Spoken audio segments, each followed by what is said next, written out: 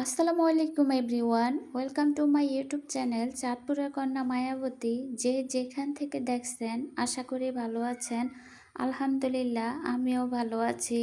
সকালবেলা ঘুম থেকে উঠে যদি এমন এক কাপ চা পাওয়া যায় আর কি লাগে বলেন। কিন্তু আমাদের তো আর হাতে তুলে দেওয়ার মতন কেউ নাই, নিজেরটা নিজেরে বানায় নিতে হয়। তো ঘুম থেকে উঠে দেখি যে অনেক বৃষ্টি হচ্ছিল, ভাবলাম যে একটু মুখরোচক কিছু খাবার খাই। তো যে বাবা সেই কাজ, বানিয়ে ফেললাম। আমাদের চাঁদপুরের মানে আমার কাছে আর কি অনেক মজা লাগে। এই একটা দোকানে লুচি পাওয়া যায়, ওই লুচিগুলো আমার অনেক টেস্ট। আমি যতবারই যাই অতবারই খাওয়া হয়। তো এই লুচিগুলো বানিয়ে ফেললাম, যদিও দোকানের মতন হয় না। আরেকদিন বানাইছিলাম, ওগুলো অনেক ভালো হয়েছে, বাট আজকেরটা অত একটা ভালো হয় না। এগুলা বানানোর পরে চিন্তা করতেছে হাজব্যান্ড কী বলবে।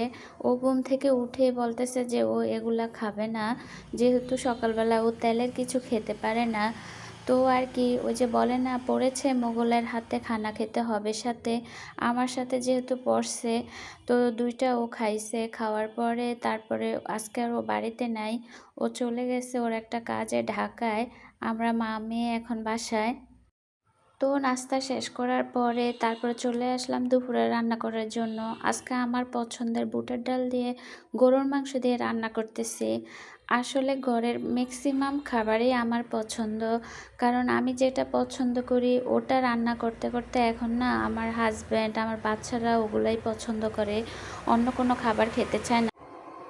তো গরুর মাংস তো অলওয়েজ মাটির চুলাতে মানে বেশি মজা লাগে, এটা তো আর বলার কিছুই নাই। আমি অনেক ভালো করে কষায় নিচ্ছি গরুর মাংসটা, যেহেতু আমার ঘরে বাচ্চারা আছে। তো একটু নরম করতেছি, অতিরিক্ত শক্ত হয়ে গেলে না আমার বাচ্চারা খেতে পারে না। এ কারণে আমি যতটা পারি কষায়া অল্প অল্প পানি দিয়া তারপরে সেটা মানে একদম সফট করে ফেলি মাংসটা, এতে করে আমার বাচ্চারা একটু খেতে পারে। তো আমি মাংসটা ভালো করে কষিয়ে তারপরে আবার ডালগুলা দিয়ে আবার কষিয়ে নিতেছি। ভালো করে কষিয়ে তারপরে এখন গরম পানি দিয়ে দিব। গরুর মাংসের ভিতরে গরম পানি দিলে মাংস সিদ্ধ হইতে বেশি সময় লাগে না, আর ঠান্ডা পানি দিলে মাংস সিদ্ধ হতে সময় লাগে। নিজেদের সংসার হলে সুবিধা আছে আবার অসুবিধা আছে। সুবিধা হলো যেটা খেতে ইচ্ছে করে সেটাই খাওয়া যায়, কারো কাছে কৈফিয়ত দেওয়া লাগে না। তো এই তো আমার গরুর মাংস আমি ডাল দিয়ে তারপরে ভালো করে কষিয়ে এখন পানি দিয়ে দিছি, গরম পানি। আমার হাজব্যান্ড বিয়ের পরে এই পর্যন্ত কোথাও যায় না, ও দেশেই বিজনেস করে, কখনো কোথাও যাওয়া হয় না। তো এমনিতেই ঢাকায় মাঝে মাঝে যায় বা বন্ধুদের সাথে ঘুরতে যাওয়া হয়, বাট এমনি কোথাও যায় না। তো ওনা কোথাও চলে গেলে আমার কাছে খুব একাকিত্ব ফিল হয়। আমার কাছে মনে হয় যে ও কত দূরে চলে গেছে এমন। তো আজ যেহেতু শুক্রবার ছিল, ও চলে যাওয়ার পরে আর তেমন কাজ করা হয় না। মা মেয়ে মিলে মানে মেয়েকে কতক্ষণ পড়াইছি, তারপরে সারাদিন শুয়েই ছিলাম, খুব একটা ভালো লাগে না। যদিও একটা মানুষ আরেকটা মানুষের উপরে এতটা ডিপেন্ডেন্ট হওয়া ভালো না, তারপরও কি করব, হয়ে গেছি। মানে একটা কাঁচামরিচ তো কিনে খেতে পারি না আমি, ও যদি বাজার থেকে না এনে দেয়, এরকম একটা অবস্থা। আমি বাজারে যাই না টোটালি। তো এই তো গরুর মাংস হয়ে গেছে, আপনাদের সাথে কথা বলতে বলতে আমি আবার গরম চুলায় এগুলা রেখে দিব। এতে করে ঝোলটাও আরও মাখো মাখো হবে আর মাংসটাও আরও একদম মানে নরম হয়ে যাবে। গরুর মাংস রান্নার পরে তারপরে আবার ভাজি করতেছি, ঢেঁড়স ভাজি।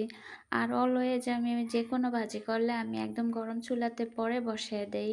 এতে করে আমার মানে জাল দিতে আর হয় না, চুলার মানে গরমই হয়ে যায় আর আস্তে আস্তে হয়, ফুরা লাগে না। আর যে কোনো ভাজি তো আমি একটু ভাজা ভাজা খেতে পছন্দ করি, এই কারণে আমি সব সময় একদম গরম চুলাতে ভাজি বসাই। তো আজকে এই পর্যন্তই। যারা আমার ভিডিও সব সময় দেখেন তারা অবশ্যই ভিডিও দেখতে এসে লাইক কমেন্ট করে যাবেন, আর যারা নতুন নতুন আমার চ্যানেলে আসেন তারা অবশ্যই সাবস্ক্রাইব করে আমার পাশে থাকবেন। না টেনে অবশ্যই পুরো ভিডিও দেখবেন। আপনাদের মানে এক একটা কমেন্ট আমার কাছে অনেক বড় পাওয়া। আল্লাহ হাফেজ।